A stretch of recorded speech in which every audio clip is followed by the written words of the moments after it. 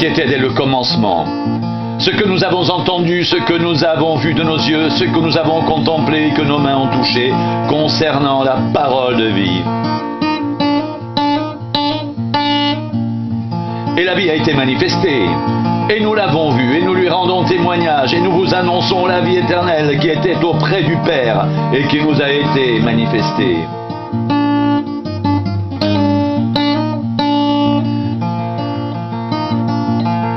Ce que nous avons vu et entendu, nous vous l'annonçons à vous aussi, afin que vous aussi vous soyez en communion avec nous. Or, notre communion est avec le Père et avec son Fils, Jésus-Christ. Et nous vous écrivons ces choses, afin que notre joie soit parfaite. La nouvelle que nous avons apprise de lui et que nous vous annonçons, c'est que Dieu est lumière et qu'il n'y a point en lui de ténèbres.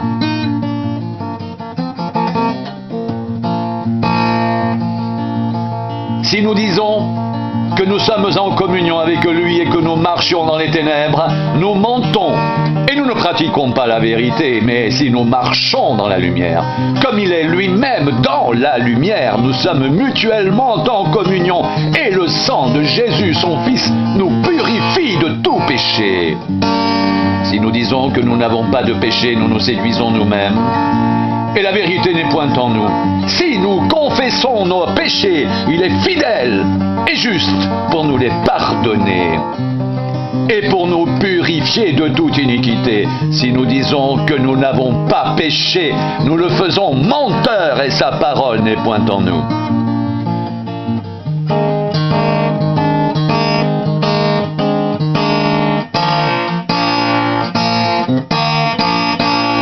Mes petits enfants, je vous ai écrit ces choses afin que vous ne péchiez point. Et si quelqu'un a péché, nous avons un avocat auprès du Père, Jésus-Christ le juste.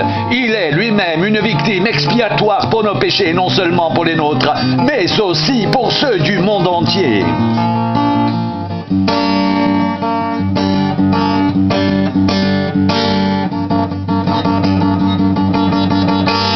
Si nous gardons ses commandements, nous savons par cela que nous l'avons connu. Celui qui dit « je l'ai connu » et qui ne garde pas ses commandements est un menteur et la vérité n'est point en lui. Mais l'amour de Dieu est véritablement parfait en celui qui garde sa parole. Par cela, nous savons que nous sommes en lui. Celui qui dit qu'il demeure en lui doit marcher aussi comme il a marché lui-même.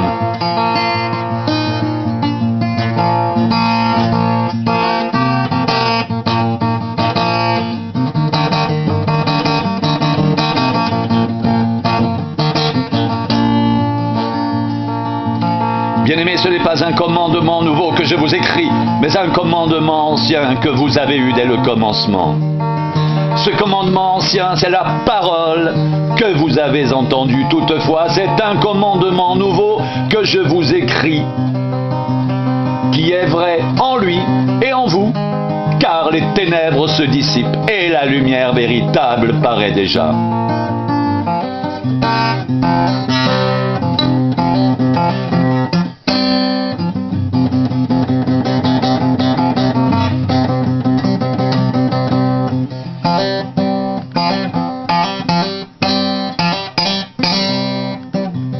Celui qui prétend être dans la lumière et qui est son frère est encore dans les ténèbres.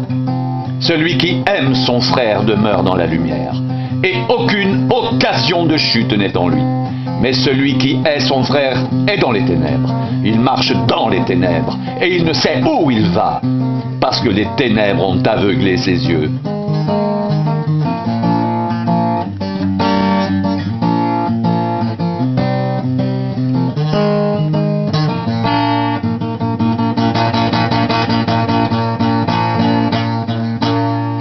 Je vous ai écrit, petits enfants, parce que vos péchés vous sont pardonnés à cause de son nom. Je vous écris, Père, parce que vous avez connu celui qui est dès le commencement. Je vous écris, jeunes gens, parce que vous avez vaincu le malin. Je vous ai écrit, petits enfants, parce que vous avez connu le Père. Je vous ai écrit, Père, parce que vous avez connu celui qui est dès le commencement. Je vous ai écrit, jeunes gens, parce que vous êtes forts et que la parole de Dieu demeure en vous et que vous avez vaincu le malin. N'aimez point le monde, ni les choses qui sont dans le monde.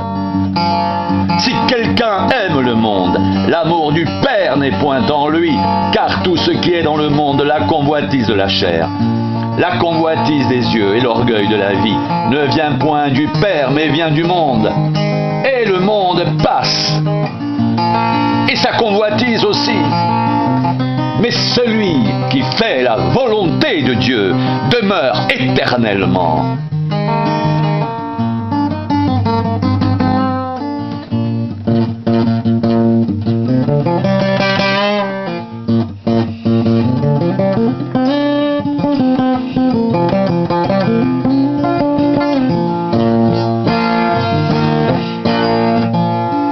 Petits enfants, c'est la dernière heure. Et comme vous avez appris qu'un antéchrist vient, il y a maintenant plusieurs antéchrists. Par là, nous connaissons que c'est la dernière heure. Ils sont sortis du milieu de nous, mais ils n'étaient pas des nôtres. Car s'ils avaient été des nôtres, ils seraient demeurés avec nous. Mais cela est arrivé afin qu'il soit manifeste que tous ne sont pas des nôtres. Pour vous, vous avez reçu l'onction de la part de celui qui est saint, et vous avez tous de la connaissance. Je vous ai écrit, non que vous ne connaissiez pas la vérité, mais parce que vous la connaissez. Et parce que aucun mensonge ne vient de la vérité. Qui est le menteur, sinon celui qui nie que Jésus est le Christ? Celui-là est l'antéchrist qui nie le Père et le Fils. Quiconque nie le Fils n'a pas non plus le Père. Quiconque se déclare publiquement pour le Fils a aussi le Père.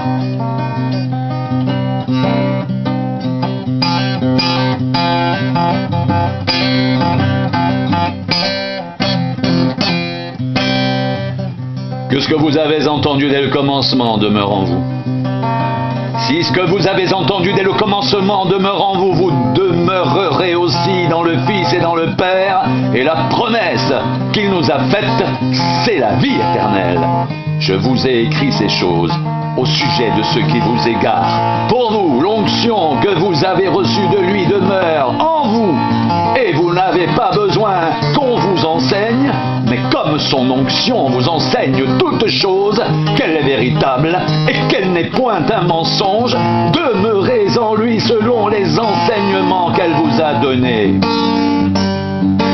Et maintenant, petits enfants, demeurez en lui.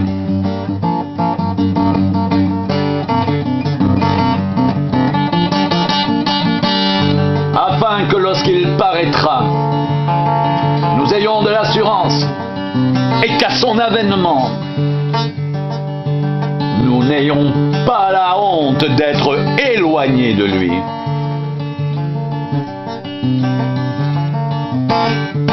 Si vous savez qu'il est juste, reconnaissez que quiconque pratique la justice est né de lui.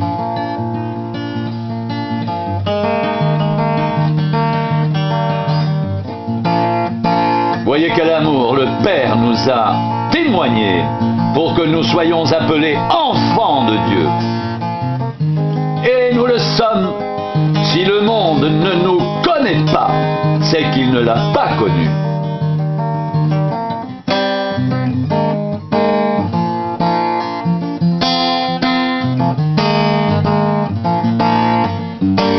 Bien-aimés, nous sommes maintenant enfants de Dieu, et ce que nous serons n'a pas encore été manifesté. Mais nous savons que lorsqu'il paraîtra, nous serons semblables à lui, que nous le verrons tel qu'il est. Quiconque a cette espérance en lui se purifie comme lui-même est pur.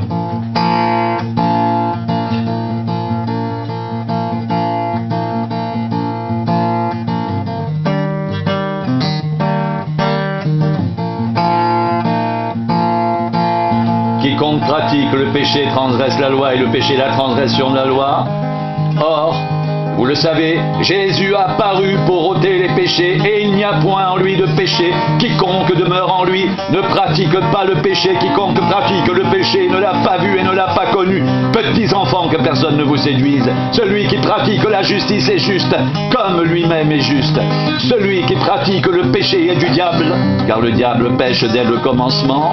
Le Fils de Dieu apparut afin de détruire les œuvres du diable.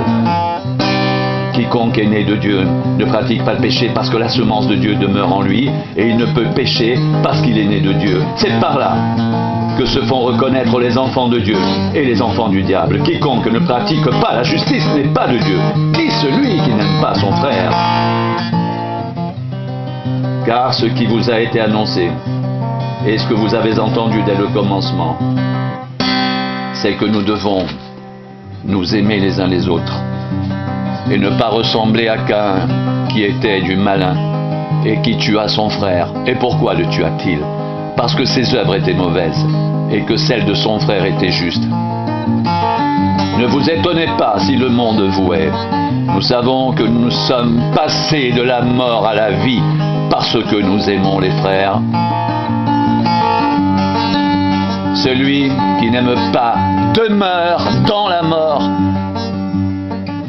Quiconque est son frère est un meurtrier. Et vous savez qu'aucun meurtrier n'a la vie éternelle demeurant en lui.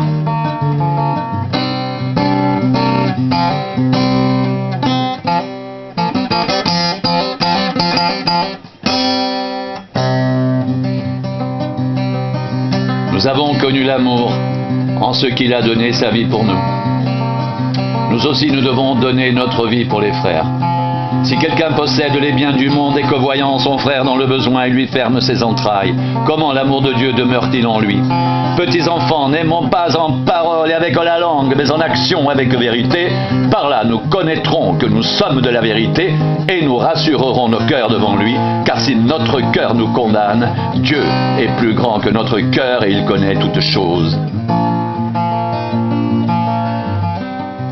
Bien-aimés, si notre cœur ne nous condamne pas, nous avons de l'assurance devant Dieu. Quoi que ce soit que nous demandions, nous le recevons de lui, parce que nous gardons ses commandements et que nous faisons ce qui lui est agréable. Et c'est ici son commandement que nous croyons au nom de son Fils Jésus-Christ, et que nous nous aimions les uns les autres selon le commandement qu'il nous a donné. Celui qui garde ses commandements demeure en Dieu et Dieu en lui, et nous connaissons qu'il demeure en nous par l'Esprit qu'il nous a donné.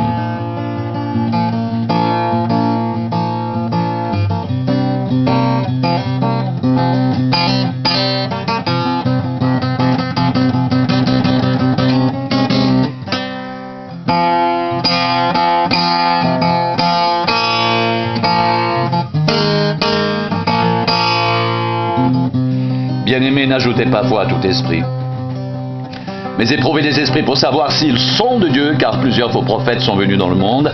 Reconnaissez à ceci l'Esprit de Dieu, tout esprit qui se déclare publiquement pour Jésus-Christ, venu en chair et de Dieu, et tout esprit qui ne se déclare pas publiquement pour Jésus-Christ n'est pas de Dieu, c'est celui de l'Antéchrist, dont vous avez appris la venue et qui maintenant est déjà dans le monde. Vous petits enfants, vous êtes de Dieu et vous les avez vaincus parce que celui qui est en vous est plus grand que celui qui est dans le monde. Eux, ils sont du monde et c'est pourquoi ils parlent d'après le monde et le monde les écoute. Nous, nous sommes de Dieu. Celui qui connaît Dieu nous écoute. Celui qui n'est pas de Dieu ne nous écoute pas. C'est par là que nous connaissons l'esprit de la vérité et l'esprit de l'erreur.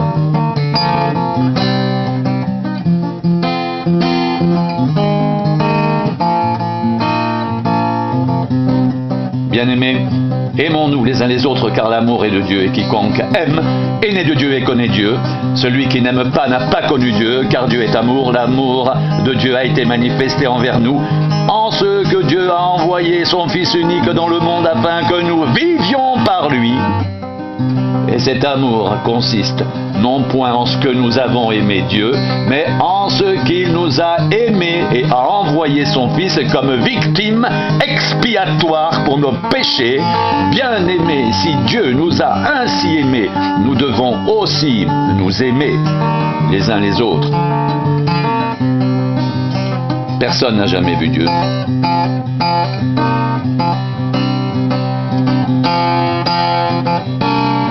Si nous nous aimons les uns les autres, Dieu demeure en nous et son amour est parfait en nous. Nous connaissons que nous demeurons en lui.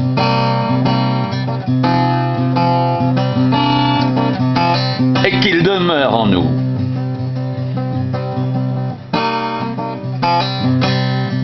Parce qu'il nous a donné de son esprit. Et nous avons vu et nous attestons que le Père a envoyé le Fils comme sauveur du monde.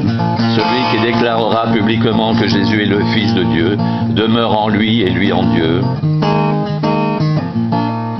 Et nous avons connu l'amour que Dieu a pour nous. Et nous y avons cru. Dieu est amour. Et celui qui demeure dans l'amour demeure en Dieu. Et Dieu demeure en lui. Tel il est. Tel nous sommes aussi dans ce monde. C'est en cela que l'amour est parfait en nous, afin que nous ayons de l'assurance au jour du jugement. La crainte n'est pas dans l'amour, mais l'amour parfait bannit la crainte. Car la crainte suppose un châtiment, et celui qui craint n'est pas parfait dans l'amour. Pour nous, nous l'aimons parce qu'il nous a aimés le premier. Si quelqu'un dit j'aime Dieu et qu'il haïsse son frère, c'est un menteur, car celui qui n'aime pas son frère qu'il voit, comment peut-il aimer Dieu qu'il ne voit pas? Et nous savons de lui ce commandement, que celui qui aime Dieu aime aussi son frère. Quiconque croit que Jésus est le Christ est né de Dieu, et quiconque aime celui qui l'a engendré, aime aussi celui qui est né de lui.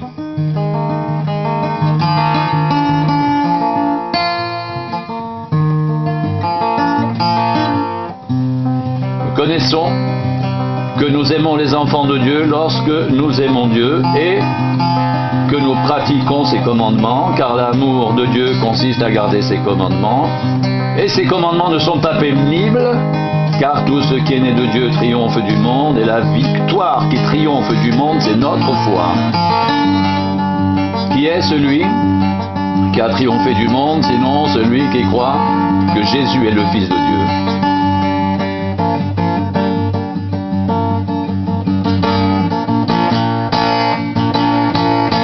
C'est lui, Jésus, qui est venu avec de l'eau et du sang, non avec l'eau seulement, mais avec l'eau et avec le sang. Et c'est l'Esprit qui rend témoignage, parce que l'Esprit est la vérité, car il y en a trois qui rendent témoignage, l'Esprit, l'eau et le sang, et les trois sont d'accord.